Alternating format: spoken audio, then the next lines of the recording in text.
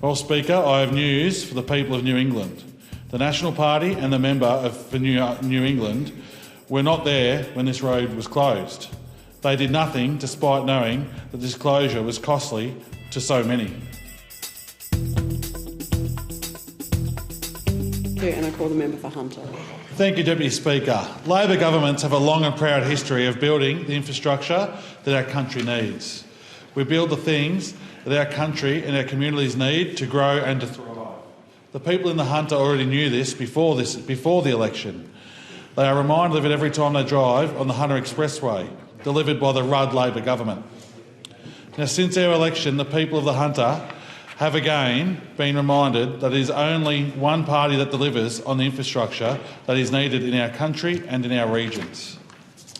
They are reminded that when they see the progress on the Singleton bypass. They are reminded when they see the works beginning on the Muswellbrook bypass. For a decade, the people of Singleton and Muswellbrook heard of these projects.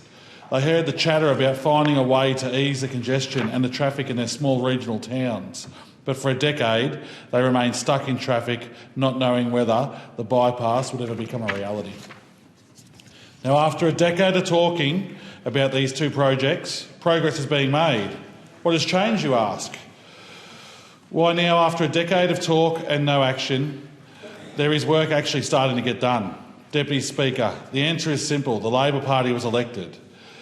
If that's not enough to convince you that we are the party of infrastructure, let me tell you a little story that the member for New England might be more familiar with. In 2021, the road between Merriwa and Willow Tree collapsed. As a result, the road was unable to be used. The name of this road was Coulson's Creek Road. This road was part of a route which was vital for so many in the transport and agriculture industry.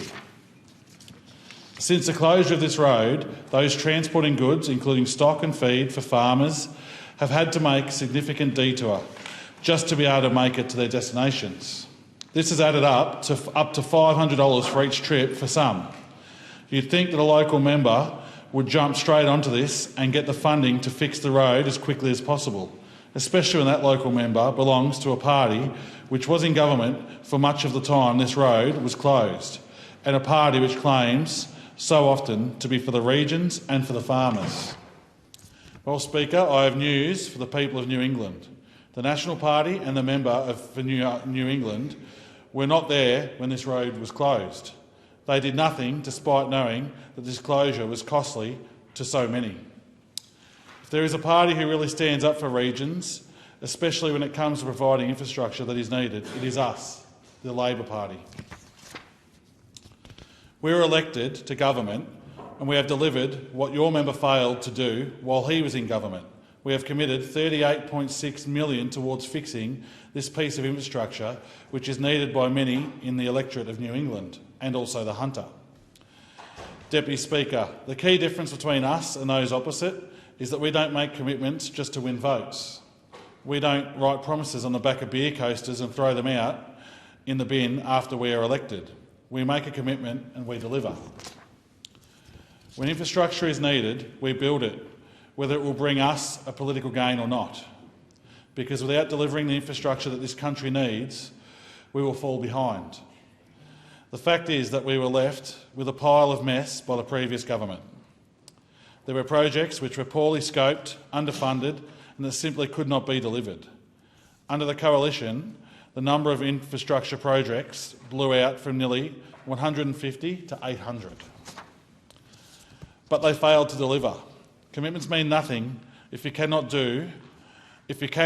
and do not deliver them.